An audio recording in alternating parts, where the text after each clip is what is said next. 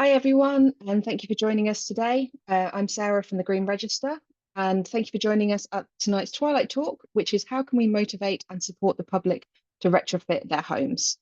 In a moment, I'm going to be handing over to Gemma and Benjamin to take us through the first presentation. But before I do that, I'll just outline a few housekeeping items. So firstly, microphones, can you please make sure that you keep them muted when our speakers are speaking, just so that nobody picks up any background noise and it doesn't distract from the main speakers. It's up to you whether you leave your video on or off. Sometimes it's nice for our speakers to see who they're talking to, but it's completely up to you.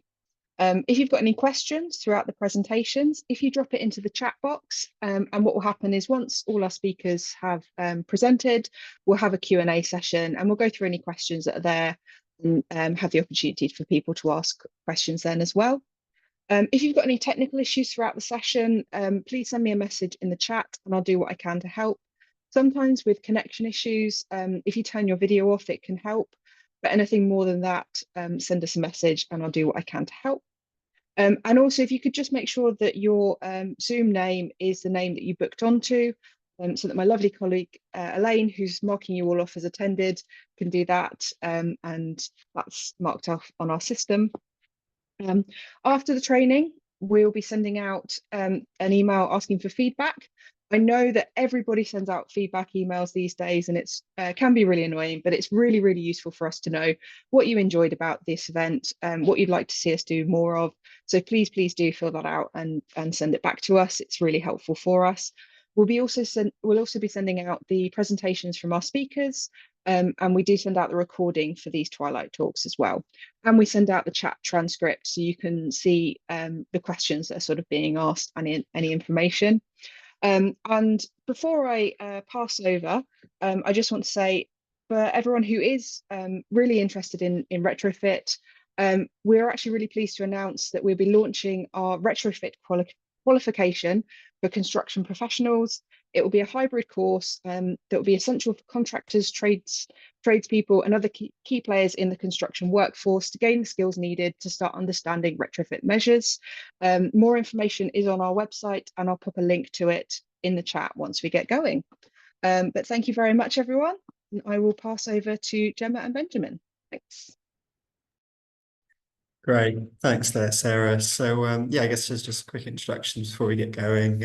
My name's Ben. I'm from Much Energy Agency. I'll give you a bit of an introduction on who Much Energy Agency is, if you're not familiar with us. And I guess, Jen, do you want to give a quick introduction to yourself before we get going? Yeah. So Gemma Monk-Hartley, I've been working on future ready homes on behalf of Herefordshire Green Network in Herefordshire, and also doing some research and evaluation work on the project too. Fantastic. Okay, so I will share my screen and hopefully everyone will be able to see what I'm doing. Get a quick thumbs up, everyone can see that, okay? Yeah, great. Perfect. So yeah, what me and Jen wanted to do today is give a bit of an insight into a project that we've been running called Futurely Homes. But before we can dive into that, an introduction to the organisations really that sit behind this project. So Much Energy Agency, who I'm part of and representing today, we're a fuel poverty charity and an independent charity that works across the Marches region, which is kind of Shropshire, Herefordshire, and Powys in the general kind of West Midlands area, and also just across the border into Wales as well. We've been operating for just over 25 years, working to tackle fuel poverty as well as mitigating climate change. You kind of have copied and pasted the ethos from the website there, so you do for a little bit of a read through. But ultimately, our expertise have lied within supporting vulnerable householders that have been hit hard through cost of living and price of cost of living and increase in energy bills over the last few years. And a lot of our work has been surrounded around energy advice. And linking that with our work in climate change, it's brought us into the emerging sector of retrofit. And this has become a larger and larger part of the work that we do. Quite predominantly is the grant fund work that I'm sure many of you are aware of, with things such as eco or the hug scheme. But then we quickly saw that this is only half the story, and actually we also need to be looking at the self-funded market that is going to have to push forwards to retrofit, half the other homes that need to be done in the UK. So this is where the Future Ready Homes programme was born out of, really, of this understanding that we need to know how to support the able to pay market. And this is the fundamental question that we wanted to answer. So how can we build a sustainable delivery pathway for retrofit within the self-funded markets across the region that we work within? And this is really kind of been a two-pronged exercise of looking at growing demands through education and confidence building among householders and the public that retrofit is a good thing to do and worth putting their hands in their pockets and spending money in doing, as well as looking at building capacity as well, and looking at that as local supply chain and how can we offer training and upskilling to ensure best practice is happening across retrofit, as I'm sure many of you professionals may be aware of horror stories over the last few decades of poorly done retrofit projects. So we knew that we need to look at both of these aspects. But like I say, with our expertise at MEA being largely within working with vulnerable householders and that kind of energy advice side of things, we knew we couldn't do it on our own. And therefore, we wanted to build a community of practice around us in order to achieve success. And this has brought a huge number of professional organisations and wider community organisations around with us. They're kind of roughly grouped together here on the screen. There's a lot of kind of different names and logos. At the top left, you can see kind of professional organisations that are supported with things like retrofit assessments and surveys, such as 7Y, Building Futures, etc. Then on the other side, at the top, those that are really supported with marketing and engagement, such as Zero Carbon Shropshire, Herefordshire Green Network, who Gemma is representing today. Then kind of across the middle, you've got a range of professional bodies that have helped hugely to offer technical and expertise around retrofits, and have also been helping us to do educational material by being part of webinars, being guest speakers, or of course the Green Register actually hosting webinars for us, which has been fantastic.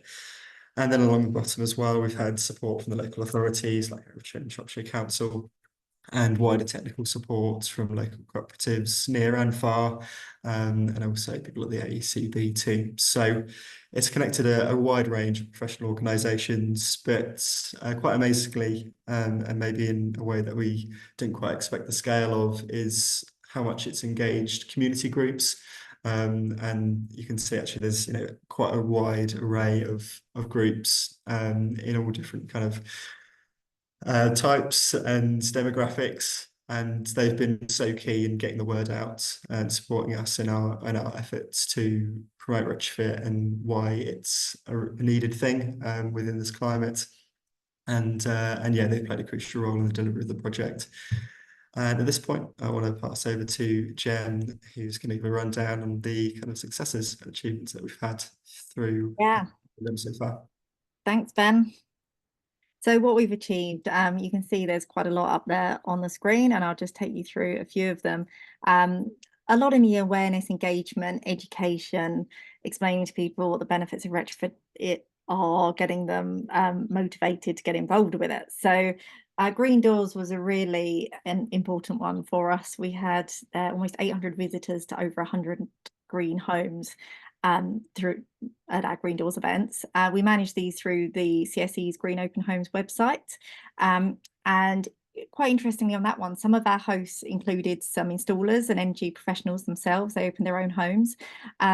Or in other cases, we had some normal homeowners that got installers along who had done work for them on the days that they were open. And that worked really, really well. They got a lot of visitors, and those visitors got some really, really useful information. And actually the installers got some really good leads as well. So that worked really well. Webinars, we've done 15 of those, targeted primarily at householders on a whole heap of topics, from heat pumps and solar to retrofitting the traditional and cavity built homes, retrofitting for health and to keep cool, lots of topics. Some of them got 200 sign-ups, and we delivered to over 1,600 people live. But actually, really interestingly, they've since been seen by, it says on screen there, 3,230, but that was in January, and now we're over 5,000 views on YouTube. So yeah, they're still proving to be really popular, and they are still getting regular visits, and you can check them out on there as well if you want to at some point. We also did the normal community kind of events and reached quite a few people that way. So with that surveys, we had 430 applications received for, at the time, 150 surveys, fully funded surveys were available. 50% of the applications were for homes dating either pre-1900 or pre-1919, so solid brick, solid stone, timber frame properties. That's compared to the national average of 16% of homes that are dating pre-1900. And I think that is because of the area that we're in, Shropshire, Herefordshire and Powys. There are a lot of traditional homes, but also the sorts of people that are looking for help, the ones that are interested in retrofit. So a further 23% of the applications, they were from homes that are in listed or conservation areas. So yeah, making retrofit even trickier for those people. And the main barriers identified, retrofit barriers, unsurprisingly, I'm sure, were cost and access to finance, knowledge and advice, and technical constraints. That's what most people were looking for.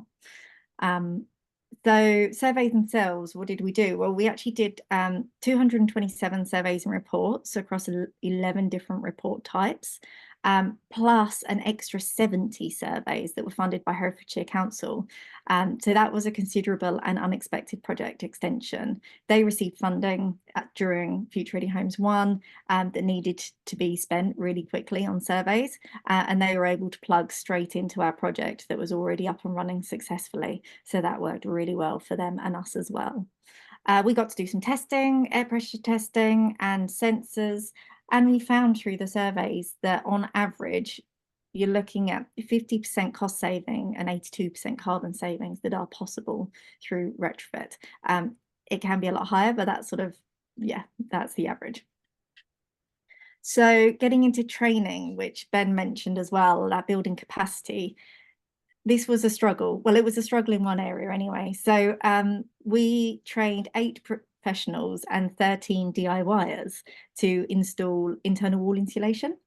And we trained 4 professionals through the Green Register's Future-Proof Essentials course. Now, we actually had 15 places available to do Future-Proof Essentials training. We managed to get 8 started on the training, but only 4 completed, and we just couldn't get the rest of them filled. So that's a real challenge, getting people to attend this training. It wasn't such a trouble to get the DIYers to attend the DIY training. And I'll come on to that. And then we've got some research as well. So out of the 209 households that received surveys and reports, I was able to get feedback from 102 of them, 49%. 132 households, that's 82% of those that actually responded, confirmed that they are going ahead with the retrofit now or in the near future. That does include feedback from people that didn't necessarily receive a survey and report. They might have been on a webinar or connected with the programme in some other way. So what are they going ahead with? Well, 488 measures, that's what we've got as installed or planned, an average of 3.7 per household. Now that breaks down roughly 50-50 into installed, so that's 278 measures, and planned 210 measures, so a few more installed than planned. And the measures themselves that are most likely to be installed are loft insulation, windows and doors, solar PV, diverter, thermal, battery. Again, we weren't overly surprised there. They're the measures that people are most comfortable with, most familiar with, and certainly in the case of loft insulation, the lower cost. But also what came up was internal wall insulation. That's quite likely to be installed. That was a big surprise to us. And then heat pumps, which wasn't selected as often as we'd like, and it certainly isn't what people are installing now, but they are certainly considering them for the future, which kind of gives you an indication as to where their head's at when it comes to heat pumps. Right, so Ben, would you like to go on? So we're now going to take you through some personas. Actually, from speaking to all of these people, we got to learn quite a lot about the different types of retrofitters, if you like, that are out there, what their barriers are. There are a lot of overlap between these personas that I'm going to take you through, but hopefully it'll give you something to think about. you might be familiar with some of these. They might be your clients already. You might see them as potential clients, and this might help you come up with some solutions of how to serve them as clients. So the sensible retrofitter, these are people that have got savings, but they don't want to waste them. They might be retired, approaching retirement age, so they're not really going to see a payback, but they do want to be comfortable at home. They're at home a lot more now than they have been in the past, and they're noticing that it's cold and damp in the winter, which isn't good for their health. But they don't want to leave the heating on all day. They're environmentally conscious, and they feel they need or want to do something for the environment as a legacy for their family. They're looking for lots of information and to be assured that they're making sensible decisions. This word sensible came through a lot from them. They'll be paying for retrofit out of their savings. They're not interested in taking out loans, but currently those savings are generating quite a lot of money in interest, or they might be earmarking them for something else, helping with children, grandchildren's deposits. So they need to be sure that they're investing that money wisely. Independence and trust is really very important to them. Next slide, please, Ben. So the renovator. These guys are already committed to undertaking a renovation. Perhaps they've just moved into their forever home, or they've come into some money. They're prepared for disruption and upheaval, which are potentially big barriers to retrofit. And they're prepared to spend money. They've already earmarked it. They want to do this right. They want to make it energy efficient. They want to bring down their bills and their carbon footprint, and they want to make the best decisions at the opportune time. But what we found is that they might be making the leap from renovation to future-proofing when their builder isn't. So they're looking to deepen their own understanding, so that they can make good decisions and carry their builder with them on the retrofit journey. This is an opportune time for professionals to intervene, but we have seen that builders just aren't taking that opportunity. And not only that, some are discouraging homeowners to retrofit because of their own lack of understanding or willingness to do the work. So this is an opportunity to upsell. Next slide, please, Ben. The traditional homeowner. So these came through a lot for us. 50% of applicants for surveys were these guys. They love their homes, their traditional homes. They love the charm, they love the beauty, they love the character, but they are keen to retrofit for the same reasons as the others. Plus they're often struggling with the cold and high energy bills because of the nature of their property. Their barriers to retrofit are unusually high because of external issues like planning, particularly for windows and solar panels, and perhaps personal reasons. They really want to preserve the features of their home. They might know enough about retrofit to know that there are risks in retrofitting the traditional home, and that might be enough to put them off or certainly make them wary. And the costs are prohibitively high for these types of properties, even more than normal retrofit. And finding the appropriately skilled builders is an additional challenge. However, and it's a big however, these homes are generally worth more money. And during research, we heard that for some, they're the dream. The combination of style and character from the traditional home combined with the performance of an eco home, that's worth a lot to a lot of people. And that is backed up by data that is now available, showing that a 20% uplift in value can be achieved by significantly increasing homes' energy performance. So the demand is there. Most of the questions we get are related to retrofitting the traditional home. The most visited page on our website is how to retrofit the mud, rubble, stone wall home. Not so easy to say. And the most watched webinar at 1,400 views, over 1,400 views, is how to retrofit solid wall home. So a lot of people are looking for this. The love that these homeowners have for their home is their motivation to preserve and modernise and make it future ready. They want to leave that as their legacy. They want this home to go on for future generations to enjoy. So there is a market out there for those with experience. These are the homes that have the largest bills, the biggest carbon footprint, the ones that we want to retrofit, but the ones that are most challenging to do. So we need people to pick up the baton and take up the challenge. Next slide, please, Ben. So we've got the give it a goer, the ones I alluded to a few moments ago.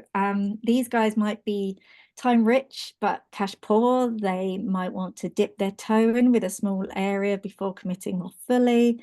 They might be put off by getting unknown or unrecommended people in, so would actually rather do it themselves. Or perhaps they started out as a renovator or any of the other personas, but maybe for different reasons, for lack of being able to find an installer, they've turned into a reluctant DIYer. They've got some DIY experience, but they're not confident in their own abilities, so they need guidance and encouragement. So motivation for them to DIY is actually lack of trust. And if, as a professional, you can build that trust, you will have a client with them. If you can provide training, guidance, advice, work with them to retrofit, guide them where they can do work themselves, they will be more than willing to pay for what you tell them they can't do. So there is an opportunity there. Right, I haven't really got time for these. So these are just 3 others that we came across as well. I will skip over this or else we're going to be far too long, Ben, I think. So back to you. No worries. I mean, yeah, so summing up really, which some of you might have already kind of caught on to, there's some common threads that we noticed through all of these personas that came out through the research that we did over the last couple of years. And we've been able to kind of summarize them as concisely as possible through these kind of 4 points or 3 points, really. So one is ultimately building trust. The impartial advice was so valuable to everyone that we spoke to, and is ultimately been the reason that people have come to us to have a retrofit assessment or a survey or to ask a technical question, because they knew that it was going to be independent, that it wasn't going to have some kind of bias, and that's been really valuable to build trust and therefore build confidence for people to go ahead and do retrofit. So this is something that you cannot put a price on building that trust and ultimately rapport with the individuals. Then finding the right people, as Jen pointed out there, such as the DIYers, they may be doing it because they just couldn't find people that were right for the job, or were actually on board with it because maybe their local builder was like, oh no, you don't need to do retrofit, you don't need to worry about that, it's a waste of your money. But they knew they wanted to, but they couldn't find a professional that's on board. So we know that building that local capacity, and part of our work in doing that is building a directory of local installers to try and make it easier for householders to access and contact installers that do have the training and the experience to be able to do retrofit, because this is just so important. So many kind of come to the point of feeling like, yeah, I want to do the work, but then they go out there to the market and they can't find anyone to do it. So this is such a key barrier to overcome.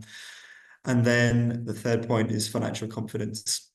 So once again, retrofit is, as we know, it can be a hugely expensive thing, and trying to convince people to spend sometimes tens of thousands of pounds in the home when they're not going to see the payback in many years, and it may not change the appearance of their home hugely. People will like to invest in aesthetics, but not so much if it's going to only knock £10 off their energy bill or whatever it might be.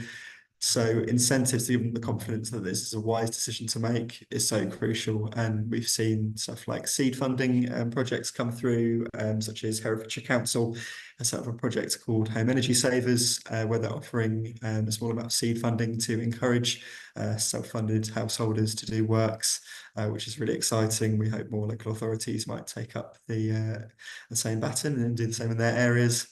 Yeah, having this financial competence is really crucial. And on the last 2 points on building capacity and finances, I know there's going to be more information for the next 2 speakers, which is really exciting. And some of you guys may be kind of looking at these points and being like, okay, well, is the one-stop shop the answer? Is that what we need?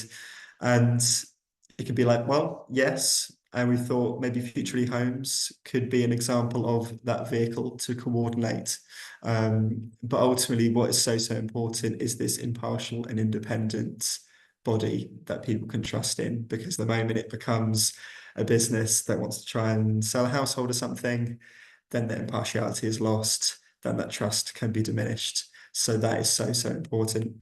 Maybe a non-for-profit is the kind of sweet spot, and this is why we feel maybe Futurely Homes could be that vehicle as a non-for-profit organisation in this sector, to act as that vehicle and that connector between all the professionals that have to exist within this kind of work and someone's retrofit journey.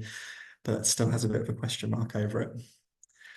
So you can find out more around all of this within our evaluation reports, which I think will be circulated on these notes afterwards. But we won't keep talking because we're probably way over time as it is. But if you want to stay connected with us or find out more about the work that we have been doing for the last 2 years and will continue to do for at least another 2 years, if not for longer, hopefully, then do find us on Instagram, Facebook, and on our website as well. And yeah, I believe there'll be questions right at the end. So yeah, any questions, I think drop them in the Q&A box and we'll come to them. Thank you.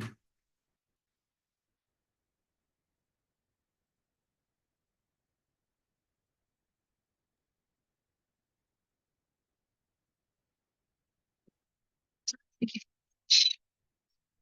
And yeah, just if anyone's got any questions throughout the session, as Benjamin said, do drop it in the chat. Simon or Marianne, was it you? Who was it next? Simon? It's me. Yeah, excellent. Share my screen.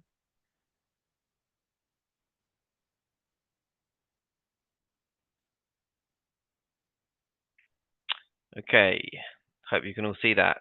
Yeah, we can. Great. Okay, thank you. Right. Hello, everyone. My name's Simon Andrews. I'm the Managing Director of Retrofit West. We are a CIC that has been running for just under a year now.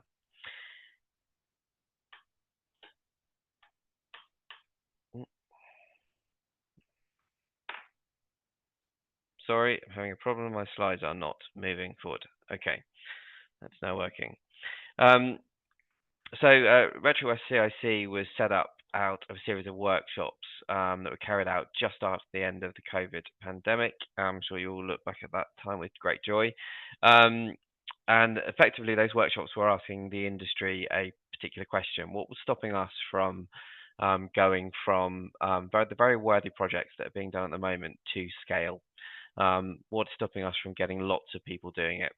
And generally, the answer that came from those workshops was that there was no one organisation, particularly around our area, which is Bristol, Bath, and South Gloucestershire, that was really pulling together the different parts of the industry. There was a lot of good work happening, particularly in this region. Bristol was one of the first authorities to declare a climate emergency, but it wasn't really progressing. So we were set up. Retrofit is CIC, which means all profits must be used for the benefit of the combined authority area, but we can work outside that area, and we have a very loose remit to promote, develop, and facilitate retrofitting of homes and buildings to achieve net zero. So the combined authority, working with ourselves after we were developed, helped establish an environmental strategy. Then that included housing retrofit. Particularly within retrofit, there was 4 elements. Trying to stimulate demand, improve skills and training opportunities, provide business support to organisations wanting to move into this, and fourthly, the finance options. We have been successful in delivering 2 of those. First is the demand generation, and the second is the business support, and I'm going to go through a bit of that with you all now.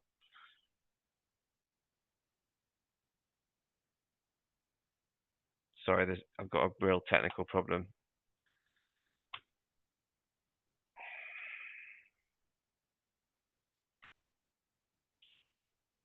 Okay, so the first project that we were working on was the demand generation, and we're doing that through a number of interventions. First things we're doing is providing advice, like Ben and Gemma were just talking about. It's absolutely essential, completely independent, phone or email, giving people an opportunity to really get into the understanding of what they need to do to their homes. And we really see this as a real seed opportunity to really develop that interest with anyone that's looking to do that. We provide on our website an online plan builder that was developed by Parity, a very established organisation in this field, utilising EPC data to start to generate it. The whole point is that it's a very loose introduction. Retrofit is all about getting a better understanding of how your house currently performs and developing it from there. And we also provide advice in the form of websites, case studies, fact sheets, knowledge banks, and supplier directories. What we have found is that people are much more interested in doing their own independent research before they speak to people. That is a behaviour that has been established. over the last 5 to 10 years. No longer it's about speaking to the expert. People want to be informed first. We also provide a series of home energy assessments. Now, down in Bristol, Bath and South Gloucestershire, none of these are completely free. We provide up to £250 off the cost of that survey. They start from about 80, but they are all subsidised at those figures. So a homeowner paying relatively low levels would get a thermal imaging assessment done, and we've got many providers that do that. And then as the price goes up, the level of survey and detail increases. We allow 2 voucher applications per household. What this means is that we can often use those first assessments as an entry level, and then as homeowners get more and more interested, they can then invest in the much more detailed assessments. The intention is to give very clear practical advice, which is independent. Again, another point highlighted by Ben, but very, very important that independent is there on the next steps to move forward. So where have we gone? So in the 12 months since we've been running, and in reality, we've probably only been giving advice out for about 7 to 8 months of those. We've given over 13,000 pieces of advice into this region. Generally, it works out on average to be about 3 pieces of advice per household, some more, some less. No surprises, very similar position that we're finding with Ben and Gemma's presentation. People are interested in insulation and then the move to solar. There are many other elements of retrofit that people are interested in, and heat pumps are within there, but they're just not in the top 2 or 3. We've had 657 voucher applications for surveys, and we have carried out 331 of those assessments. We are in the process of contacting all the people that have had an assessment and engaging them with their next steps at the moment. We're also working with community groups. Currently working with 10 different groups across Bristol, Bath and North Somerset and South Gloucestershire. Grants have been awarded for numerous different projects. And we really wanted at this first stage to be very open and have a wide remit, from purchasing thermal imaging cameras that can be shared within the community, talks and workshops for local groups, marketing for organisations that are trying to grow in this area, and helping with new retrofit projects and strategies.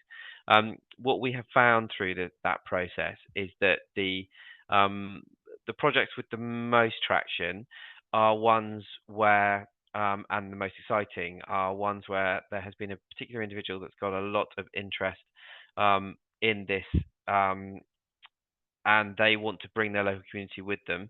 So they will often engage. We've got a couple of projects running where there is a similar archetype that exists within a small local area within a city or a semi-urban environment on the outskirts of Bristol or Bath, and they are putting together that community, and we've often had the entire community coming to events, which sometimes ranging sort of 200, 300 householders. We are going through and doing samples, taking say 10 or 20 homes in that area and really understanding what the retrofit requirements are of those properties are, and those individuals are then installing retrofit measures, and we can do a pre and post assessments of the effectiveness, which means that very quickly we are able to give a good indication of what exactly will work for that particular archetype in that particular setting. That is something which we think has legs, and it's something which we'll be pushing a lot in year 2, which is just coming up. So challenges around the demands. We are finding this very seasonal. We get a lot of interest during the winter, not so much in the summer. I get it, but this is we need to encourage people to be taking more long-term views. We are particularly struggling with retaining our customers to really understand their progress. I'm sure we've all been there, but organisations like ourselves constantly coming back to people and asking for updates can be a bit annoying. So we've got to try and get that balance right. And a similar issue that you will see across this, because Ben and Gemma have definitely highlighted, there is confusion and misinformation. We are doing our very, very best to address that, but often that confusion and misinformation is within the trade bodies as well. The amount of builders, installers, contractors who actively argue against the need for retrofit is quite alarming sometimes. The market is very sensitive to price. They are sensitive to price for surveys in the first place, and they are sensitive to the price of installs, particularly return of investments. And there is a general distrust of installers and contractors that we're seeing that across there. So again, the independence, the assurance that organisations like ourselves can provide homeowners is really seen as a vital piece of the puzzle. We are starting to fill some of those holes, and I've been through the home assessment accelerators that we're doing already. We are also providing design QAs, so we are able to provide for free or very subsidised work, review of existing designs for homeowners that have been delivered to them by homeowners or architects or indeed contractors, highlighting risk and opportunities in a particular proposal, and generally give it a good overview and a critical friend view of design information and follow-ups. We aren't yet going down the full retrofit coordination route, but that's something which we may consider in the future. We're also providing installation QAs where we will visit twice during installation process and ensure that those installations are aligned with designs, and looking to manage all design and technical operations is something that which we aspire to do in the future. We're also looking to improve our outputs. As I said before, our findings have found that the market is price sensitive. We are and have really invested to be able to provide a very low cost survey that is very comprehensive for about under £150. That will give a homeowner a very, very detailed understanding of their property. It won't be quite as good as some of the absolute gold standard surveys that are sort of around about £1,000, but it will give 80 to 85% of the information that those sort of surveys would provide, and critically provide a person-to-person relationship that can then be developed through the customer journey. That's something we're looking at to try and digitize further to allow people to move on. The second part of the project that we have been successful in working with the Combined Authority is our business support, which this is very much working with the supply chain. Grants were awarded to us in March 24, so we really only just got off the ground. But we're working with 5 key partners: the Green Register, YTKO, Bath College, and Future Leap. And the intention is to really drive scale into the area and deal with any of the training and barriers that the installer market particularly have. So it works in a number of it works in a very clear way. We first create some networking opportunities, and then we are doing this with YTKO and Future Leap, effectively encouraging small businesses to come to these events so they can start to work with and hear from other organizations that are working in this space, and materials and technology suppliers that can also provide them with information so they can start to get interested in it. And these are monthly networking opportunities, information workshops, and site visits. And the whole intention is to funnel them towards accredited training pathways that we're delivering. As was mentioned at the start of this presentation, one of those is the Green Register that has been looking to target existing traditional construction trades and moving them away. The details are there: introductory retrofit discovery courses, moving on to transition workshops, and ultimately leading to domestic retrofit practitioner qualifications, which will be available. We're also working with the more traditional education providers, so we're doing some pilots at the moment with Bath College, fully funded level 3 accreditation, looking at air source heat pumps and MVHR at the moment. We've run one course so far. There was 20 places available to it. We managed to get 8 people turn up. But they all did complete the course, which is quite good. It just goes to show there is reticence in this market. We are also, as part of our website, we are developing what we're calling the Retrofit West Hub, where there is a supplier directory and an opportunity for homeowners, suppliers, professionals working in this industry to communicate and work together.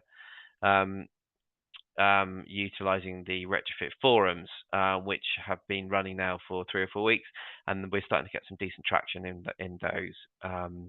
The idea being is that homeowners will ask advice, and then you will start to get informed individuals or installers who are trained and clear and understand this market will start to respond, and then it will start to generate a community where things can be worked out.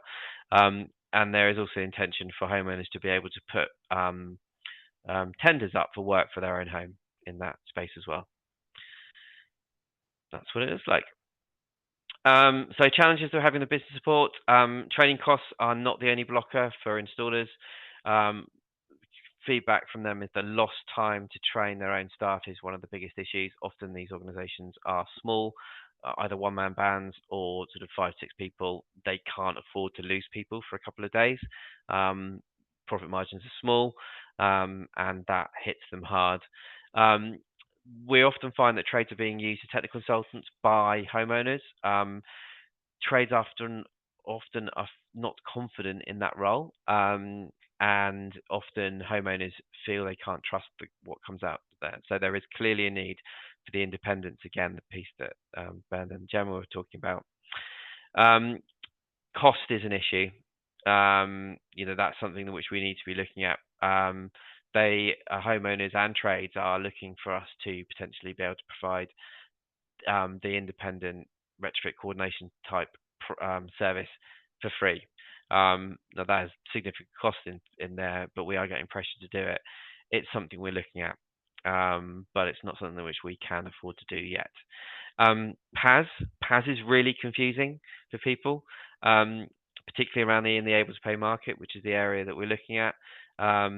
There is a perception out there because a lot of the trades that are delivering in this are doing work already through the HSDF, so Social Housing Decarbonisation Fund, or any other traditional housing association type work, and they think they have to do PAS. Now, at the moment, that is not required for the able to pay market, but there is a perception that they have to be, and that is stopping people moving into that market. The important message that we're trying to push is that as long as the principles that sit behind PAS are adhered to, that is something that which we can get through.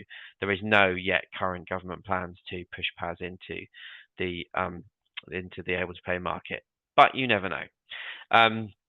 And then finally, the demand from homeowners is not yet really coming through in scale yet. And the procurement options and opportunities for public bodies, housing associations, local authorities is not getting through to the SMEs.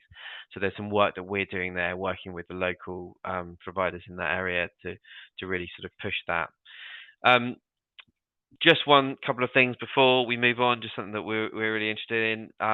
This is a really good graph that I came across the other day by a person called Jan Rosenau. Look him up. He really knows his stuff. This talks about transition through to heat pumps. This is really where we need to get to. The spark gap is referred to the difference between gas energy pricing and electricity energy. And there's clearly a very, very strong correlation between a wide difference between those reduces heat pump intake. So United Kingdom is on the far right hand corner in the least amount of heat pumps installed in the whole of Europe, whereas if you move the other end, you've got Sweden, Finland, and the Nordic countries that have a very minimal distance between those two pricing, or a much more favourable electrical pricing where the heat pumps have been taken up. So this leads me on to the one final point that what we're hoping to get from Labour, or things that are happening on NESO launch. So many of you will be aware that National Grid, their proposal is to move that from just looking at electricity to the whole energy sector. That is pretty much ready to go, just needs ministerial sign-off. So whilst it's a product that was developed by the Tories, we're hoping that Labour push through that as well, because it's a good idea. Delinking electricity pricing to gas has to be done to push heat pumps. And then just very clearly, a clear roadmap to net zero that industry can get behind and understand, rather than the flip-flopping that we've been seeing over the past sort of 5 to 10 years. Thank you very much for your time. We are retrofitwest.co.uk. Please do have a look at us, and we'll answer questions later. Thank you. Brilliant. Thank you so much, Simon. Marianne, are you ready to go? I think so, yeah. Hopefully I won't be repeating what other people have said too much, but I'll put a bit of a slightly different spin on it, I guess. Right, if I share that.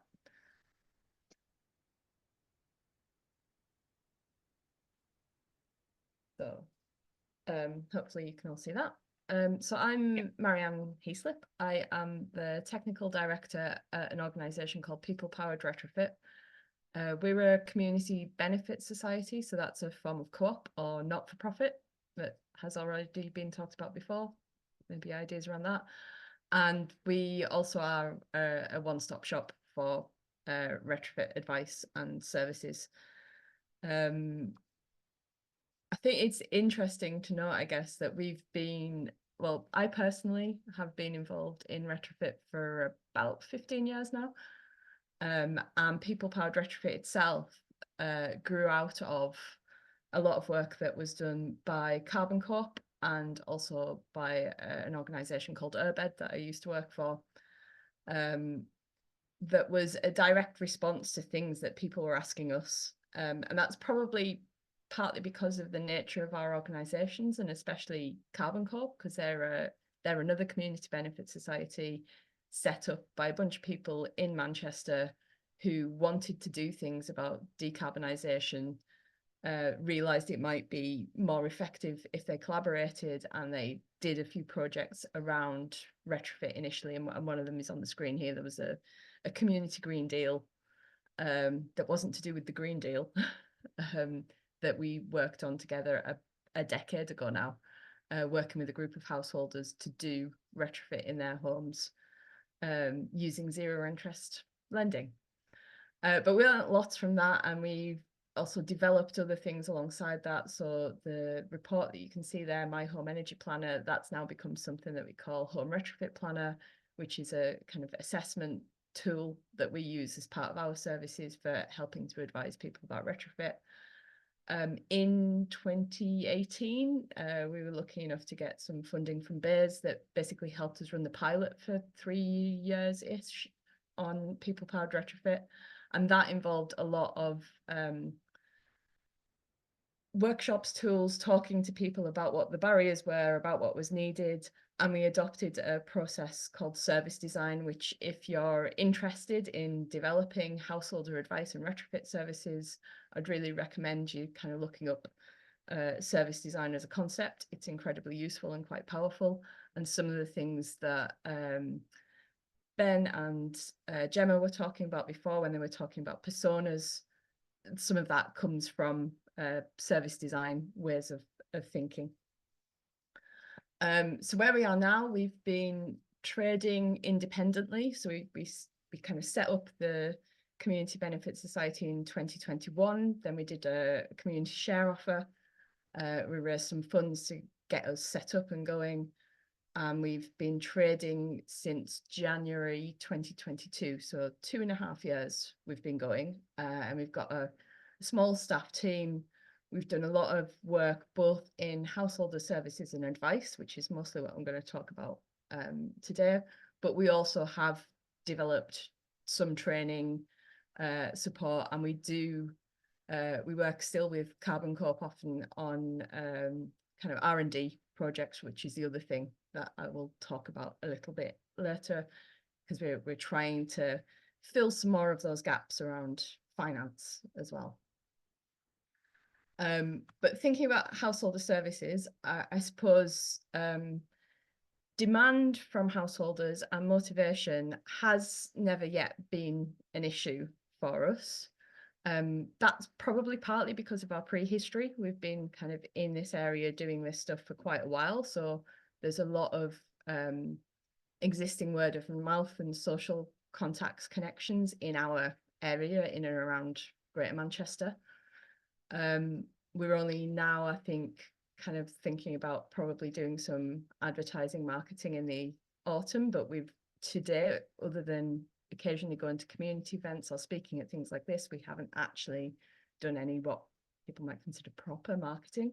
But that is also a function of how we operate, I guess. We find that people as has been said, look for independent, trusted sources of advice. And if you're looking for an independent, trusted source of advice, often that is through word of mouth networks, or asking your neighbour when they're getting stuff done to their house, who did you talk to about that? So we've really benefited from that, and I think it's something that it's really worth recognising and tapping into.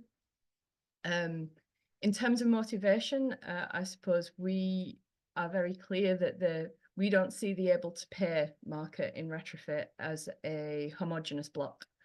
And we're very clear that we focus on and work with, and part of the reason that we exist is to support early adopters. So those are the people who want to do something in retrofit, but they struggle with the how, or they're worried about some of the risks. So we help understand their aims and needs, and then develop services and support in response to that. The theory being that if we're able to support those people who actually want to try and do this stuff in the first place, so we don't have to do too much work convincing people who aren't already somewhat convinced, that it'll make the whole process a bit easier for other people who come along. And I guess an example of that would be it's enabled us to do a little bit of lobbying locally around some of the planning issues that you might come across, so that the next person who comes up with a heat pump or external wall insulation, that kind of thing, maybe it'll be a bit easier for them to get through the planning process. And it's also about trying to normalize retrofit. So this goes way back to work that I did ages ago with the Social Housing Action Partnerships, Sustainable Housing Action Partnership in the West Midlands, where we posited that it has happened a bit with solar panels, but if you see this happening in your neighbour's house, you're more likely to maybe think about doing it yourself. There's a blog there, web link that Jonathan, my fellow director, wrote for our AGM last year, and I think it's got some interesting things in it. So I was just posting that, and I think you'll get these slides afterwards. So possibly worth a read, thinking about some of these issues. Having said that, we don't have a struggle with demand or motivations. There are definitely barriers. There are things that stop people or slow people down. I think the complexity and the technical detail are major, and finding your way through the kind of all the different myriad decisions that you might need to make. Some of them really high level about, should I do a heat pump now, or should I do some more insulation and then get a heat pump later, at that level. Some of it is right down to what's the air tightness detail around this, and what type of insulation material should I be using, or what should the controls be on my heating system. There's understandably, as was said by others before, there's quite a lot of concerns about things that could go wrong, because there are horror stories, and confusion, because there is conflicting advice from retrofit practitioners, but also in the wider building industry, as I think has also been said, there are people who will be dissuaded from doing this if they talk to certain folk. Or we had a term, there were retrofit fundamentalists, which was people who had said that they had the answer, and if you didn't do it their way, it would be wrong and bad. We've tried to take a bit more of a user-centered approach and understand kind of where people are coming from, and give them advice so that they can make an informed decision, rather than telling them that they should do this one thing or else they're wrong. There are definitely problems finding contractors. There is a labour shortage across the whole of construction. It's worse in retrofit. There's problems with quality assurance. So you might commission something, but you might not get what you actually thought you were commissioning. And then there's barriers around finance as well. Although I think what we find is that people often have some money, at least, that they're willing to spend and put into this, but the money that they have available might not quite meet their ambitions. So the barrier is around, like, how do you make the money match up with people's ambitions and aims? We did cover a lot of this at the end of the pilot phase of People Powered Retrofit, when we were doing the BASE funded project. We wrote all this up in a report. It's a few years old now, but I'd say a lot of the key points are still valid. So the link for that is there. From that, and what we've kind of learned and developed over the last few years, is asking people what they want and also trialing things and seeing what works. These are kind of the key points that we found, that people want some retrofit advice, offering basic help and signposting. I think Simon's absolutely right that that doesn't necessarily have to always be a person. Some degree of kind of information on a website or filtering through a questionnaire, that kind of thing, is also useful. Having an assessment and helping develop a plan that gives people an overview of where they're going, bit of a route map. The barriers that people meet around things like planning, or if they've got a heritage building, which I know Future Ready Homes was saying before, you know, there are extra things. It's not retrofit is a technical issue, but it's not purely a technical issue. There's also all these like social and regulatory things that come into it, that as an individual homeowner, why on earth would you in the first place know how your local planning system works if you've never done a building project before? So being able to support people through that, and thinking as well about things, people are really interested in future proofing, which is also considering things like flooding and overheating. You know, we've got some places in our area where flooding happens on a fairly regular basis, so people don't want to do something to their home that then just gets washed out the next time it floods. But really recognizing that it's not just about energy efficiency, and it shouldn't just be about energy efficiency. It should be more holistic than that. There's also a desire for more detailed design advice. That's something that we do offer, though I would say not everybody, we're not able to support everybody with that, and I'll talk about that a bit more. And support commissioning other specialist ancillary technical advisors. So that might be something like a structural engineer if you're doing retrofit, but also planning some alterations, or if you've got an existing issue that you need someone to have a look at. There's also things like cavity wall surveys or damp surveys or things like that. So finding the kind of group of people that you might need to develop your retrofit project, or heritage consultants in some cases as well.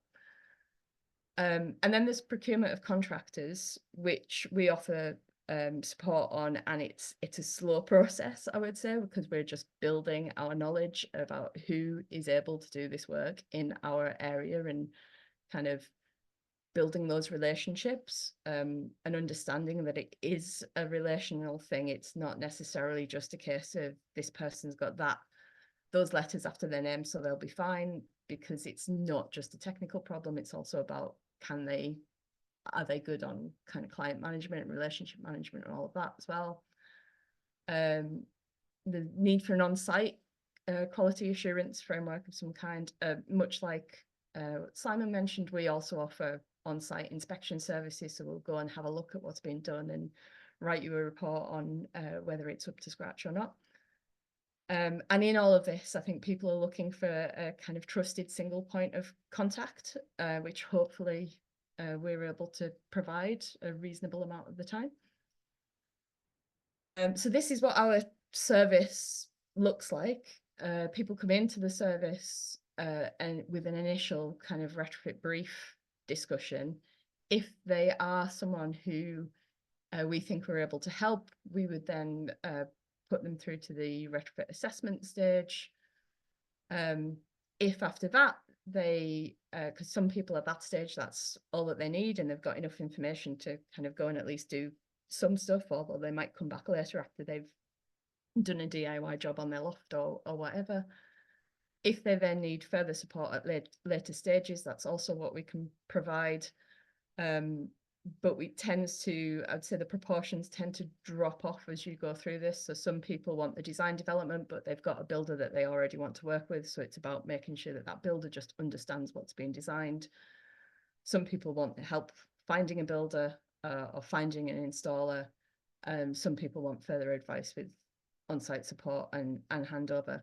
In an ideal world, and in other countries like Ireland who have one-stop shop services, they do all of this, but it is to some degree funded.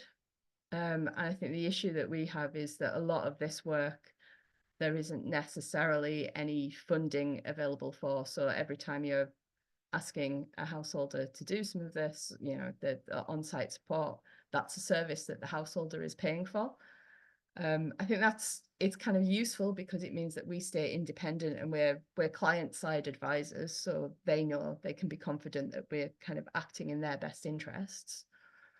But it does mean that money needs to change hands, because we can't at the moment, as things are structured, provide services for free.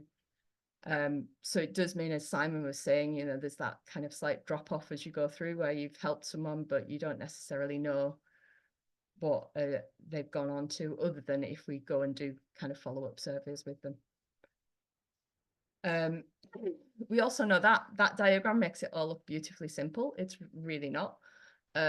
Clients all have different needs, different levels of need for support, but also their buildings are different. So, you know, the level of design information that might be needed, for example, is different. So we've differentiated our services so that we're able to match that. Most obvious example of that is that our design stage services, so this is the point at which someone knows what they want to do, but they haven't worked out any of the detail in terms of materials and sometimes in layout. We've split that into 3 different options. So there's a design review service, which is a bit like what Simon was talking about with the design review QA service, where often that's a client who'll be working on a slightly larger project where they may be working with an architect to do some alterations or an extension, but we can offer retrofit advice, specific advice into that. And that might be us advising the client, but actually it's as much us talking to the architect as well. And sometimes we might just talk to the architect on that and they can incorporate our feedback in their designs, but they remain the designer.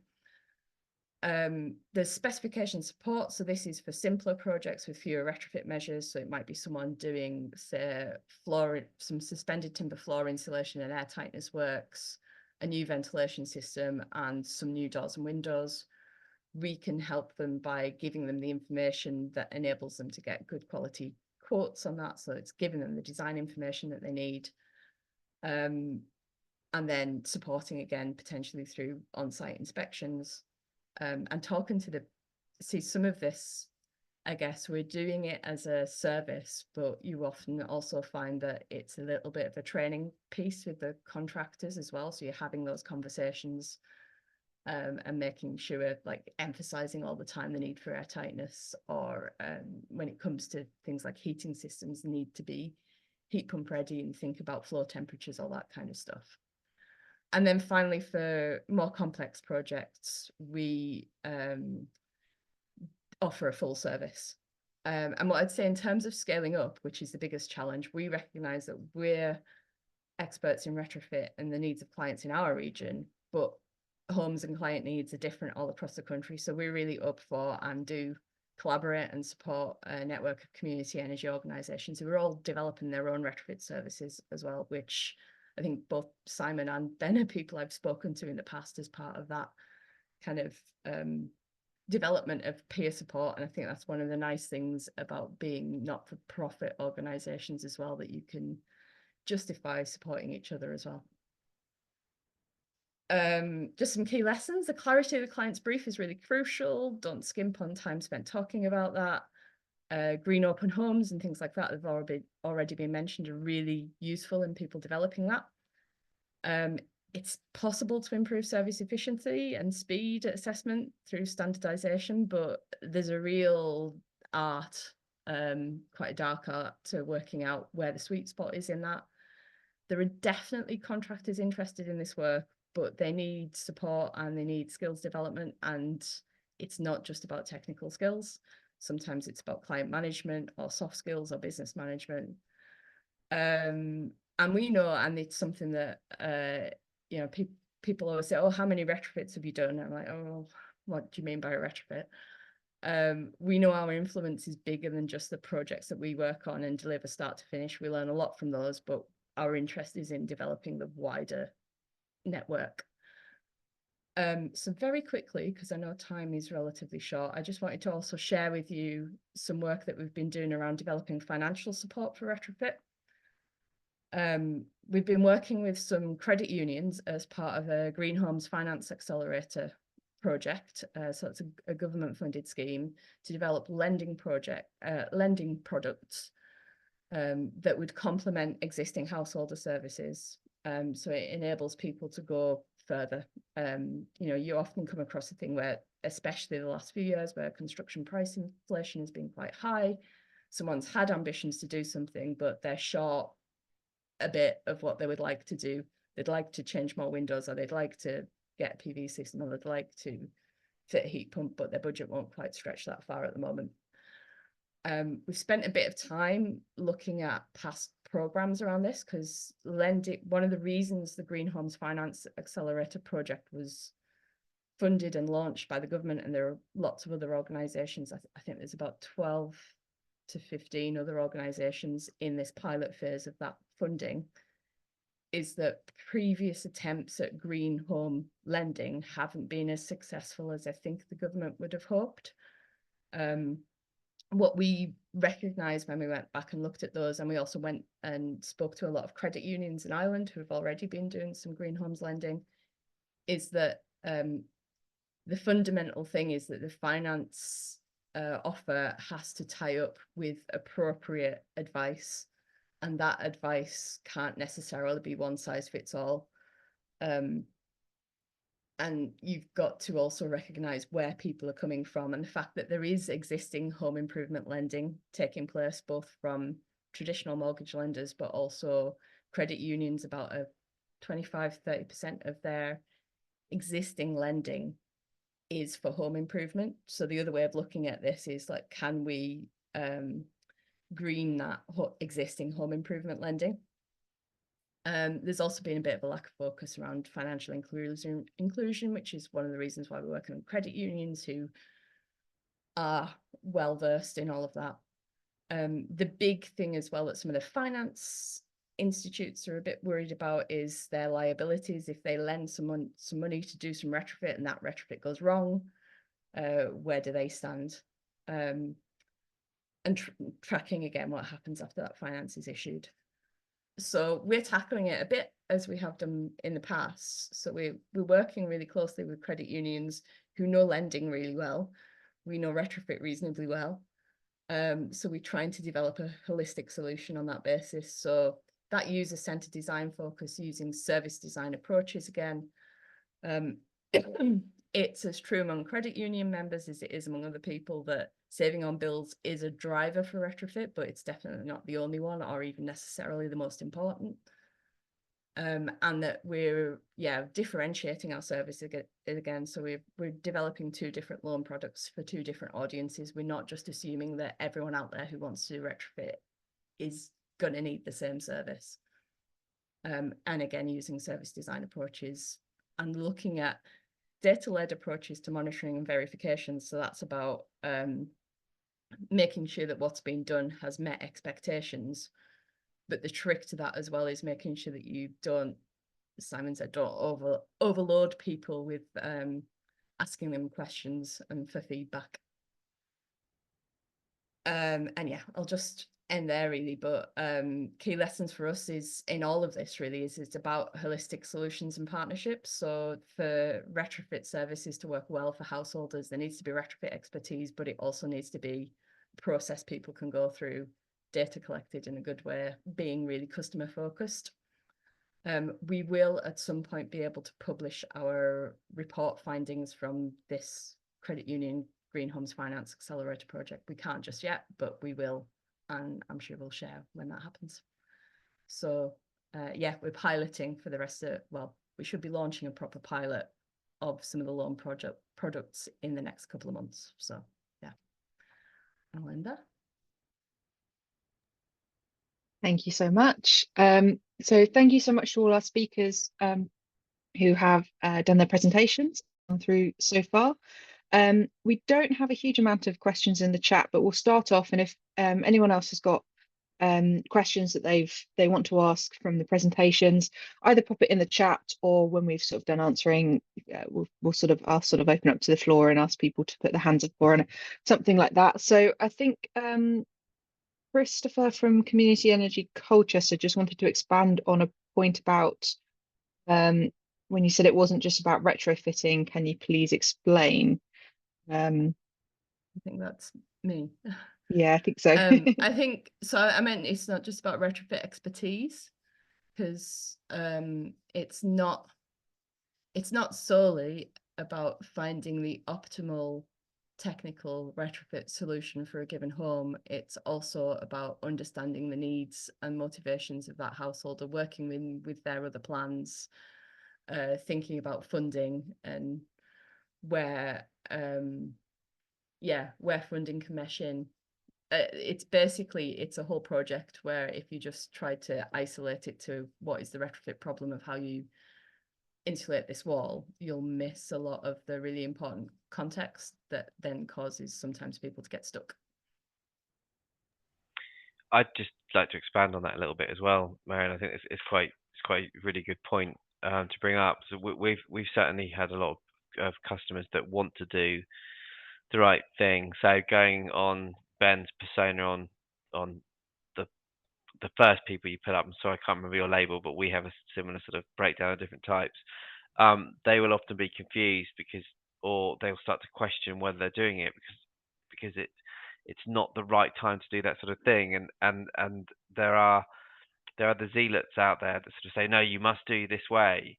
And you say, well, no, actually, and I take myself as a prime example of this. If I moved into my own home 14 years ago and I installed a new gas boiler, it's only now just starting to come to the end of its design life. It's going fine.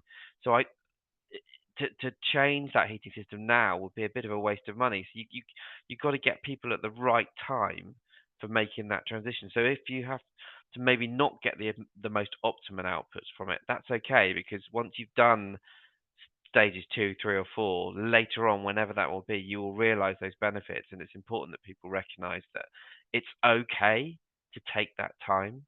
That's all right. It's just being kind to yourself sometimes. Excellent. So we've got some questions coming in now. So Kate just wanted to ask if any of the speakers experience clients mentioning health concerns as a driver at all. And if so, could you expand on what sort of worries people are coming to being driven about?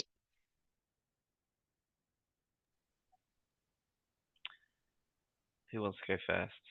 I mean, I could say, because there's a couple of different examples.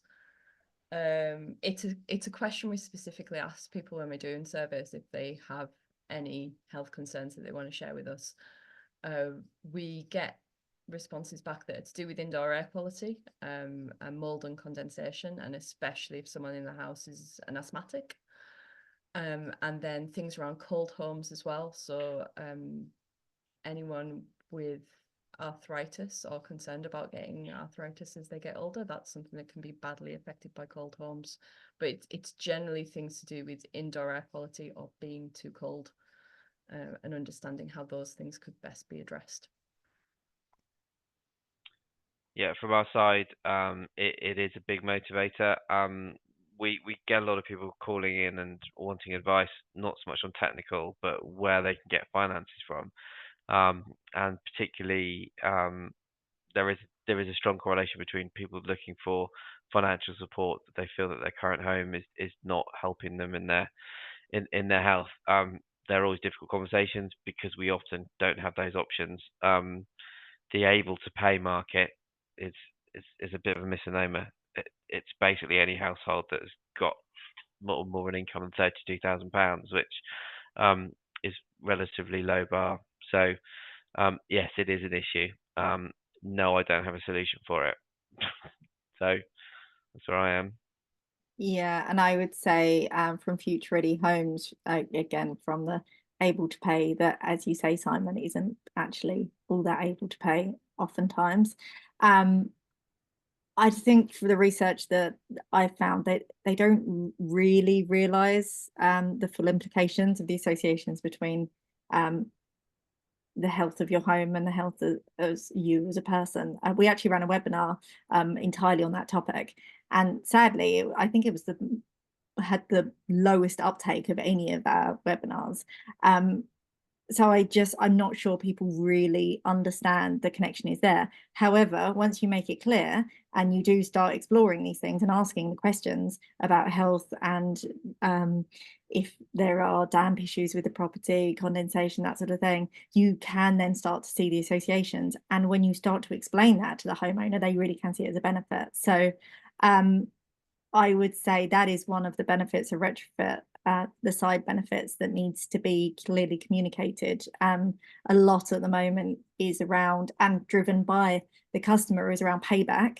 When am I going to see the payback on a particular measure, when actually we need to also be talking about home comfort, home health, and well, various other things that we all know about, and we need to make that message clearer.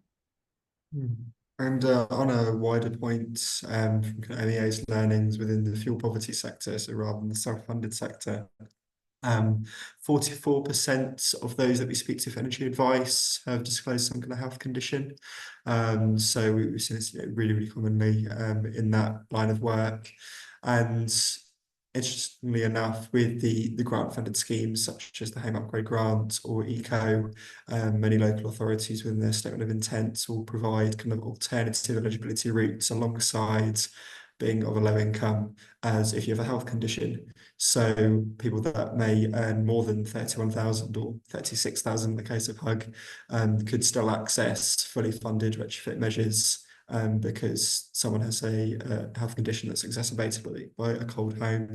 And yeah, I guess ultimately we should probably be encouraging people to make the most of that public funding if they can.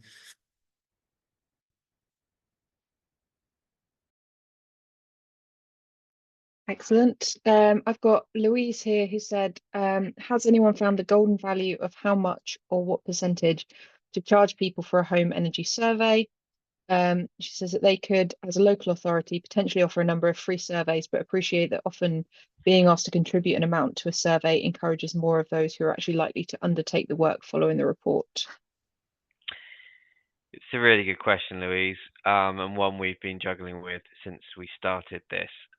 We did a bit of a pilot just to see, and for a couple of months offered almost free surveys. We did have big, strong take up from that. No surprises that the correlation of people that did actual installations following those free surveys was significantly lower than people that paid a little bit more. We've only been running 9 months, as I said, but in the one winter that we've had, we've found that generally, if people have a bit of skin in the game of about 50 quid for the most basic ones, that does seem to get a higher ratio of installations. But then the higher decent assessments that really give you the real detail are sort of around the £800-900 mark. So homeowners would be contributing sort of £500-600 to that sort of tie, which is off-putting. So we're finding if we can get things ranging between about 50 to about 250, that seems to be about the sweet spot, and to get the encouragement. Of course, you can flip it the other way and say that you want people to bid, but it's just a very awkward process that you'd have to go through. So we decided not to do that. I hope that answers your question. Yeah, I think our assessment reports aren't subsidized at all at the moment, and they are in the kind of 800-900 up to, depending on the complexity of the house, kind of 1,400-1,500. But we have quite a careful filtering process before people get to commissioning that, because we want to make sure both that they're going to get value out of it so that we're not wasting our time, but also so that they're going to feel like they've really benefited from it. And we do get a kind of steady stream of inquiries at that level of pricing. I would say that it is for people who are either planning bigger works, whether that's in a phased process, because part of the assessment that we offer is about offering phasing and scenarios and helping them plan that out, or they're planning something of a bigger scale to begin with. We kind of deliberately aim in that bit between, because if someone was to go and ask an architect to offer full architectural services on a similar thing, and there are like passive house architects who offer that, they'd probably be charging twice as much as we do again for like NFIT or passive house level. So we're kind of in that middle bit. Yeah, and I would say our research echoes what you've both found, really. When I spoke to householders, I asked them a two-part question. How much would you value the report you received at, and how much would you have been prepared to spend on it? And it was really quite interesting, because I would say it comes back to your persona, who you're actually targeting. So the people who were the renovators, for instance, and who are planning a big project, big spend right now, they are more prepared to spend a decent sum of money. And they were talking about, yeah, I can see the value of this of £800 to £1,200. If people are really early in their journey, then actually they're saying the value to them, because they might not be looking to take action right away.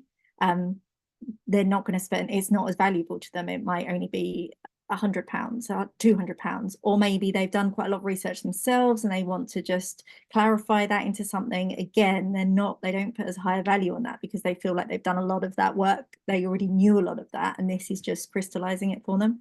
So I think it comes down to, which is not easy, Louise, I appreciate, a lot of different factors: who you're talking to, what stage of the process they're at, and what they are planning to undertake, and how much they're planning to spend, be it right now or over the coming few months or years. Because I mean, I heard from one person, she said, you know what, this is just absolutely invaluable. I'm going to be spending a lot of money over the coming 5, 10, 15 years and making really big decisions. And your report means that I'm not going to waste money. So it's going to pay for itself over and over again over the coming years. And she could see the value. But the second part of the question, how much are you prepared to spend? In a lot of cases, they were like, it's still fairly early doors. There is still quite a lot of risk. There's still quite a lot of unknowns. Not altogether sure that I'm there yet. So actually, I would need subsidised funding, 50% subsidisation plus, to actually go ahead and do that a lot of the time. So it's really tricky.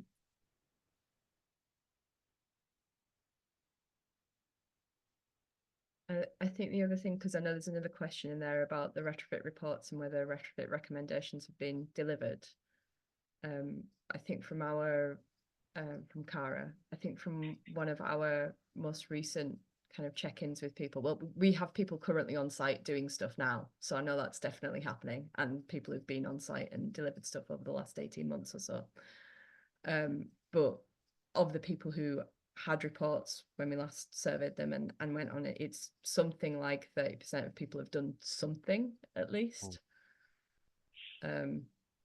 What that is varies a lot, but a lot of people have done something, or they're in the process of commissioning bigger works. Yeah, our follow-up that we've had to answer that question as well, Marion. It's a challenge getting people to give us that information. Often they'll get the service and then they'll go. So we're looking at what better ways to engage with them. But we're finding about 80% of people say they absolutely intend to do something, follow a survey. Some people are just or not interested. We know of about 70 installs that have been done following our 600 surveys. Some of them are as small as draft proofing measures, but others are, no, we're doing X, Y, and Z. Heat pumps are going in next week. We're doing external wall insulation in 2 years' time. You know, they've really got that nailed down. So it's a huge variety. And there doesn't seem to be a correlation to the people that are actually doing it either, which is sort of frustrating from our point. But it's that's where we are at the moment. So it's not fruitless. I think that's the important message from my seat. Yeah, and our figure is similar. 82% from people that responded were saying they were going ahead with something now or in the future. Obviously, I would say the ones that are responding are the ones that are more likely to be going ahead. So that's going to impact on the results. But yeah, and again, I would echo, of course, we would like everyone to say we are going ahead with multiple measures and deep retrofit instantly. But I don't think that is realistic for a lot of people. So the fact that they are saying they've got a plan now, they are doing X, Y, and Z now, but they have got plans to do more in the future. And I personally do take that as a win still. You are helping them on that journey. You're helping them to take the first steps, which is the biggest ones to take. After that, they become easier because you have confidence and you're getting results as you go. So don't be put off by a bit of a time delay.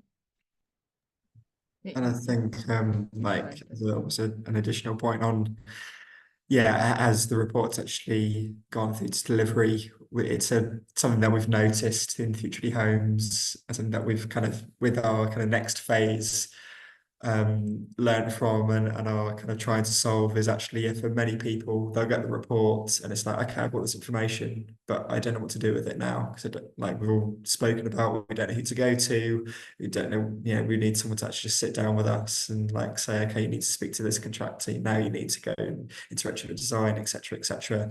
That hand holding is so important. And before we kind of, I guess, fell into the trap of a bit like, right, we're just going to do lots of reports and hopefully people will just go ahead and go on their own way and do lots of retrofits, but actually they need lots of support way beyond the report stage. So I think that's also key in terms of building that customer journey support, is what happens beyond the assessment, to ensure that they actually go ahead and deliver it. Excellent, thank you. There's a question here about do any of the speakers have engaged in examples of blended funded and self-funded delivery of retrofit solutions to support wider delivery across communities of similar homes? Not directly, but we are looking into doing stuff like that over the next 18 months. We don't quite know what it's going to look like. That's as far as I got. I think the project that I mentioned, the Community Green Deal project, that was an early example of that, and there's quite a lot published on that, which I could try and make sure that links are shared afterwards, because there was lots of really useful learning from that, even though it's a bit older. And then the other thing that I would mention in a Carbon Co-op are currently working on a couple of different area-based schemes, including one in Levenshulme where they've got they're organising lending to householders through a care and repair agency, and supporting householders to do some elements of the work through that. And it's similar houses on the same street. So I'm sure there'll be stuff. I think they might be planning some webinars on that at some point soon, so keep your eye open for that. I was going to say, I think we're in a similar boat to Simon, of kind of just embarking on a bit of an archetype project, and okay, how do we look at retrofit on a street by street or community basis, or archetype focus of similar homes. So hopefully over the next 2 years we'll have far more to say on that. But I mean, previously, seen in kind of grant funded programs of infill mechanisms where you've got a couple of homes that meet eligibility for grant funding, and then you've got one in between, so then they will just do the one in between because it makes sense. Unfortunately, that you see less of that now, but I think we definitely like to see more of this blended funding, like Kari, you mentioned there, because I think there's someone else in the comments said like where's able to pay, but defined as an income over 32,000. Quite right. There's a huge gap there between people that can actually afford retrofits and people that can get funding. So what do these people do if they have £33,000 but want to be able to do something but can't get any support? We feel there needs to be some kind of sliding scale or blended funding mechanisms. So we're always keen to talk about that. Excellent. There's a question here about sort of liabilities working with architects, and basically how do you divest your liabilities from the project architect? So do you and the architect need to agree the specification and take joint responsibility, or does the architect hand over responsibility of retrofit to you? How would that work? I guess this might have come from something I said, but so when we do the retrofit design review service, that is when someone has an architect appointed and we're effectively acting as an advisor consultant. So we're not actually delivering design services there.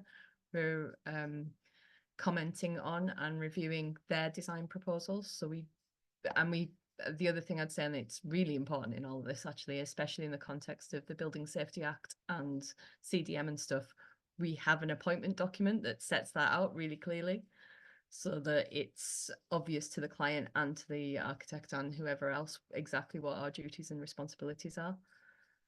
So yeah, there's that. If we're delivering design services, often it gets flipped actually, and there might be an architect who works for us as a subcontractor to do some of the planning stage stuff, but in that case we maintain responsibility as the principal designer, but that's in a smaller subset of cases. But I think in all of that it's just about being really clear where you stand and what the services are you're actually offering and when you are acting as a designer or not.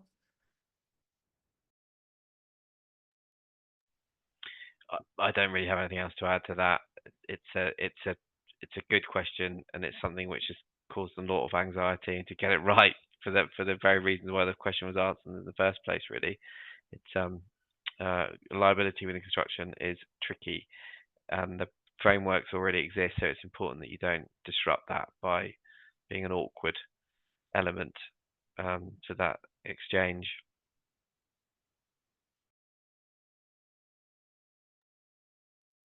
Excellent, thank you. I realise we've actually gone over 6:31, 6:30 now, and I understand a couple of the speakers I think need to get on with their evenings, and I'm sure other people on the call do. We've still got quite a lot of questions in the chat, so I'm going to suggest we sort of try and maybe get some of them answered via email after the session, if the speakers are okay with that, and let everyone get on with their evenings. So I will just say a really huge thank you to our speakers this evening. It's really been a fantastic session, and that's always when we get loads of too many questions for the session, that's always a really good sign that people are really engaged with the topic. So thank you so much for joining us, and thank you everyone else who has joined us today. And just to say that we've got a couple of, if you are really interested in today's session and not familiar with the Green Register, we have got a few sessions coming up. So next week we've got the future of placemaking and solutions for sustainable and green infrastructure. And on the 24th of July, we've got VAT and Retrofit as well. So a couple of really great events if you check out greenregister.org.uk. And if you have enjoyed today's session and you aren't already, please do consider becoming a member, and you will get our sort of future trading sessions for a discounted price. But other than that, please enjoy the rest of your evening. Please do fill out the feedback form when we send it out, and I hope you've enjoyed this evening. Thank you very much, everyone. Thank you, Sarah. Thank you. See you all again. Bye-bye.